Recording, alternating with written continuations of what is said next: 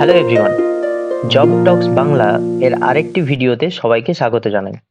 যে কোনো পরীক্ষায় ট্রান্সলেশন একটি স্কোরিং অংশ, সেটা ক্লার্কশিপ, মিসলেনিয়াস, ডব্লিউবিসিএসই হোক কিংবা এসএসসি বা অন্যান্য যে কোনো কম্পিটিটিভ পরীক্ষা। কিন্তু অনেকেই ইংরেজি থেকে বাংলা এবং বাংলা থেকে ইংরেজি ট্রান্সলেশন করতে গিয়ে ভুল করে ফেলে শুধুমাত্র সঠিক টেকনিকটা না জানার জন্য।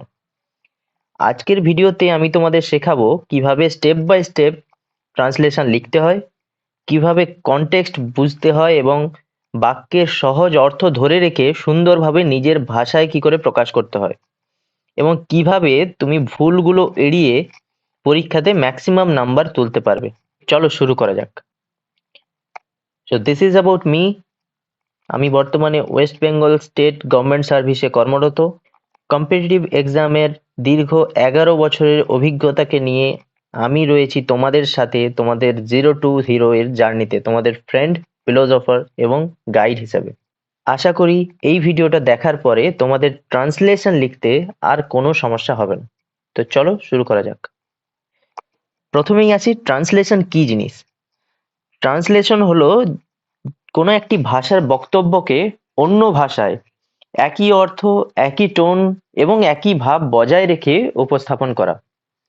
এখানে একটা জিনিস মাথায় রাখতে হবে, এটা কিন্তু ওয়ার্ড টু ওয়ার্ড ট্রান্সলেশন নয়, এটা হচ্ছে মিনিং বেসড ট্রান্সফার। ভাব একই থাকবে, অর্থ একই থাকবে, শুধু একটি ভাষা থেকে অন্য ভাষায় পরিবর্তন করতে হবে। ট্রান্সলেশন লেখার সময় কি কি জিনিস মাথায় রাখতে হবে?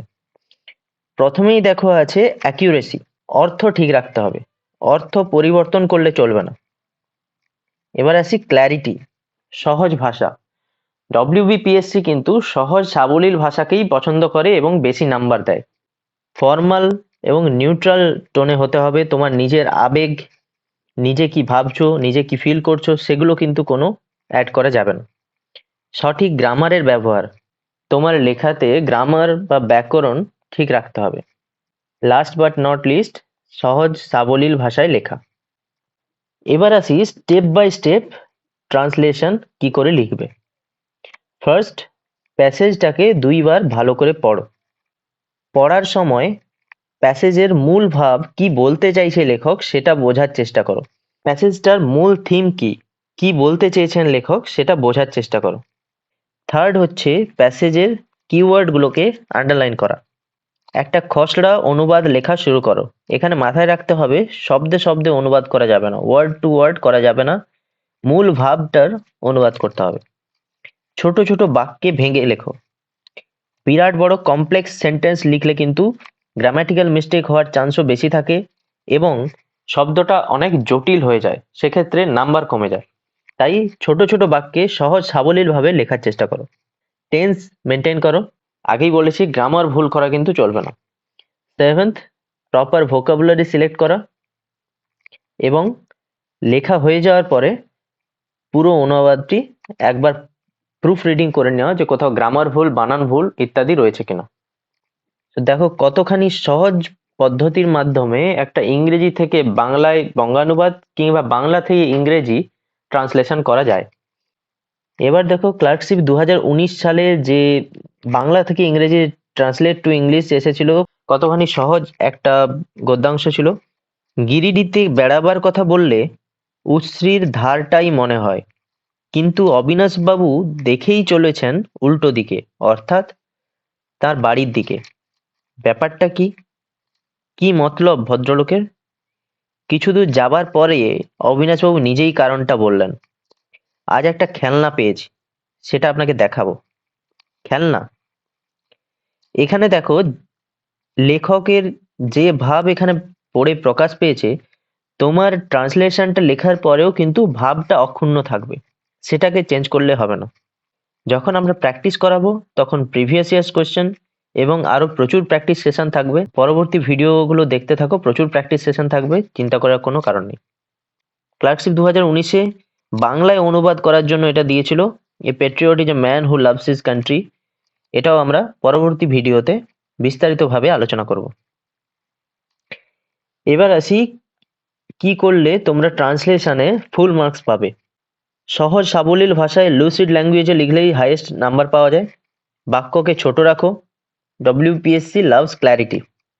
অরিজিনাল মিনিং, লেখকের মূল ভাবটা কিন্তু অক্ষুণ্ণ রাখতে হবে। প্যাসিভ ভয়েসে জটিলভাবে যেটা লেখা আছে সেটা অ্যাক্টিভ ভয়েসে লিখতে পারো যেখানে প্রযোজ্য। অ্যাভয়েড লিটারাল ট্রান্সলেশন, অর্থাৎ তোমাকে কিন্তু প্যাসেজের মূল অর্থকে ট্রান্সফার করতে হবে অন্য ভাষাতে। ওয়ার্ড বাই ওয়ার্ড কিন্তু ট্রান্সফার করা যাবে না। প্র্যাকটিস পিআইকিউজ, যেটা আমরা পরবর্তী ভিডিওগুলোতে সমস্ত পিআইকিউজকে কভার করব।